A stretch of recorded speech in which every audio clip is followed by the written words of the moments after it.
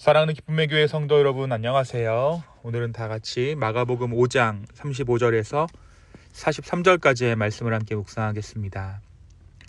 아직 예수께서 말씀하실 때에 회당장의 집에서 사람들이 와서 말하되 당신의 딸이 죽었나이다. 어찌하여 선생을 더 괴롭게 하나이까 하거늘 예수께서 그 하는 말을 곁에서 들으시고 회당장에게 이르시되 두려워하지 말고 믿기만 하라 하시고 베드로와 야고보와 야고보의 형제 요한 외에 아무도 따라옴을 허락하지 아니하시고 회당장의 집에 함께 가사 떠드는 것과 사람들이 울며 심히 통곡함을 보시고 들어가서 그들에게 이르시되 너희가 어찌하여 떠들며 우느냐 이 아이가 죽은 것이 아니라 잔다 하시니 그들이 비웃더라.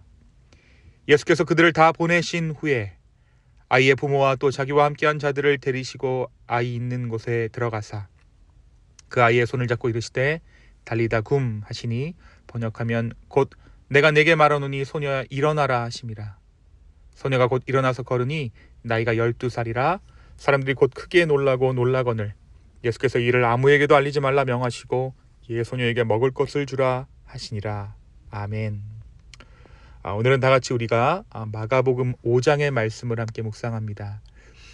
마가복음 4장에서 예수님은 씨 뿌리는 자의 비유를 통해 하나님의 말씀이 사람들의 마음에 따라 다르게 반응하고 결국 좋은 땅에 뿌려질 때 열매를 맺는다는 사실을 말씀하셨습니다.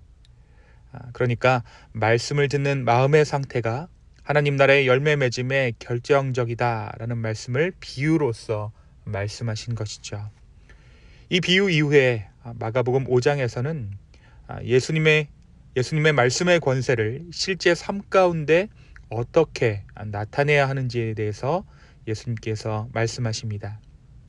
그중 우리가 함께 오늘 묵상하는 마가복음 5장 35절에서 43절의 말씀은 예수님께서 병든 여인을 고치신 직후 회당장 야이로와 함께 그의 집으로 가고 계셨던 상황을 이야기하고 있습니다. 예수님께서 혈루병 걸린 여인을 고치신 직후에 회당장 야이로와 함께 그의 집으로 가고 계셨습니다. 그런데 그때 사람들이 야이로에게 다가와 말합니다. 당신의 딸이 죽었습니다. 더 이상 선생님을 괴롭게 하지 마십시오. 이 말의 의미가 무엇입니까? 이미 늦었다라는 것이죠. 이미 당신의 딸이 죽었으니 더 이상 예수를 귀찮게 하지 말라라는 절망의 의미였습니다. 하지만 예수님께서는 그 말을 듣고 야이로에게 조용히 말씀하십니다. 두려워하지 말고 믿기만 하라. 상황은 절망적이었지만 예수님은 야이로의 믿음을 붙들도록 이끄시고 계시는 것을 우리가 보게 됩니다. 드디어 예수님께서 야이로의 집에 도착하십니다. 당연히 그곳엔 통곡과 울음소리가 가득 찼습니다. 사람들은 소녀가 죽었다고 울고 있었고 슬픔이 가득 찬 장례를 준비하고 있었습니다. 그런데 예수님께서는 그들을 향해 아이가 죽은 것이 아니라 자고 있다라고 말씀하십니다. 이 말에 사람들의 반응이 무엇이었습니까? 그들은 예수님을 비웃었습니다. 눈앞에 보이는 뻔한 현실과 너무 동떨어진 말씀을 예수님께서 하고 계신다라고 그들이 생각했기 때문입니다. 그때 예수님은 그 무리를 모두 밖으로 내보내십니다. 그리고 아이의 아버지와 어머니, 제자들이었던 베드로와 야고보 그리고 요한만 데리고 소녀가 있는 방으로 들어가십니다. 예수님은 소녀의 손을 잡고 아람어로 달리다 굼이라고 말씀하셨습니다. 이는 소녀야 내가 네게 말하노니 일어나라 라는 뜻이었습니다. 그러자 어떠한 일이 일어났습니까? 그렇습니다.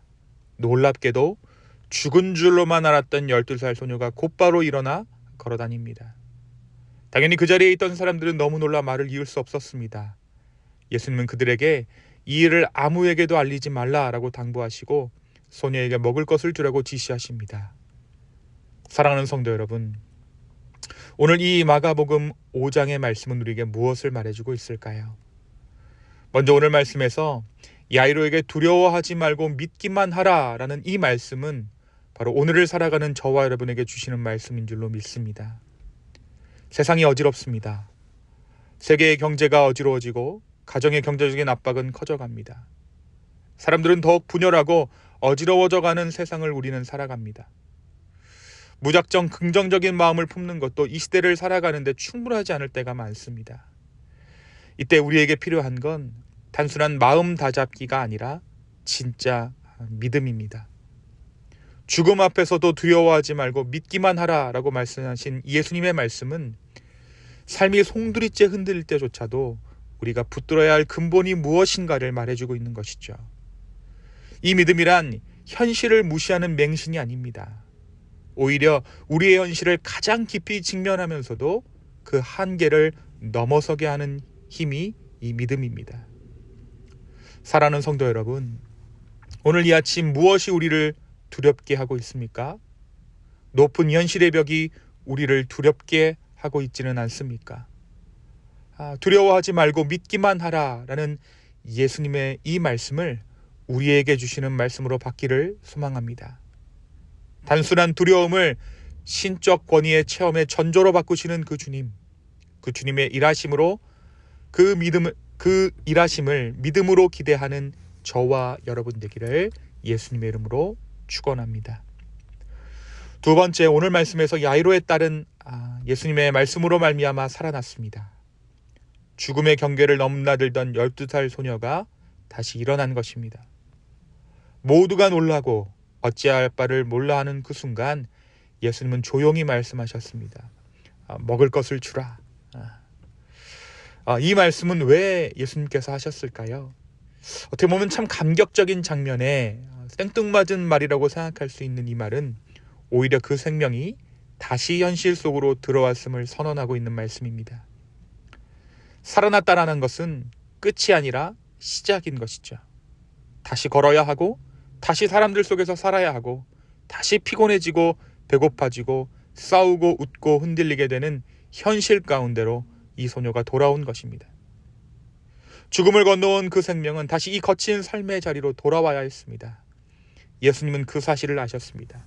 그래서 이 소녀에게 먹을 것을 주라라고 말씀하신 것이죠. 이제는 기적을 감상할 때가 아니라 그 생명을 지속할 책임을 감당할 시간이라는 것입니다. 오늘을 살아가는 우리의 신앙도 마찬가지입니다. 큰 은혜를 경험한 후에, 기적 같은 회복을 경험한 후에 우리에게 주어지는 것은 먹어야 할 날들입니다. 다시 일상인 것이죠. 다시 관계인 것입니다. 또다시 피곤한 몸과 흔들리는 마음을 우리는 마주하게 되는 것입니다. 그런데 예수님은 이 사실을 모르시지 않습니다. 기꺼이 그 자리까지 내려오시는 분이 우리 예수님이신 줄로 믿습니다. 그저 살리시는 분이 아니라 살아갈 수 있게 하시는 분으로 우리에게 다가오시는 분이 우리 주님이십니다. 주님은 우리를 살리실 뿐 아니라 먹이시는 주님이십니다. 일상 가운데 우리 주님의 먹이심, 공급하심을 경험하는 저와 여러분 되기를 소망합니다. 다시 일상의 자리 가운데로 돌아와서 주님 앞에 어떻게 살아야 합니까? 라고 물었을 때 주님께서 공급하시는 그 말씀의 만나를 받아 오늘 이 하루 다시 한번 그 은혜의 감격 가운데 살아갈 수 있는 저와 여러분 되기를 예수님의 이름으로 축원합니다. 이 시간 함께 기도하시겠습니다. 주님, 다시 한번 우리의 마음을 주께 드립니다. 성령님, 모두가 죽었다, 모두가 절망하고 있는 이 상황 가운데 두려워하지 말고 믿기만 하라라는 예수님의 말씀을 우리의 말씀으로 받습니다. 주님, 연약한 우리 믿음을 붙잡아 주시고 오늘 이 믿음으로 말미암아 주님의 살리시는 그 기적을 경험케 하여 주십시오. 또한 우리를 먹이시는 그 따뜻한 손길을 오늘 이 하루 경험하기를 원합니다. 성령님, 다시 한번 우리의 삶을 주님께 맡깁니다. 우리를 인도하여 주시옵소서. 감사합니다. 이 모든 말씀 예수님의 이름으로 기도하였습니다. 아멘.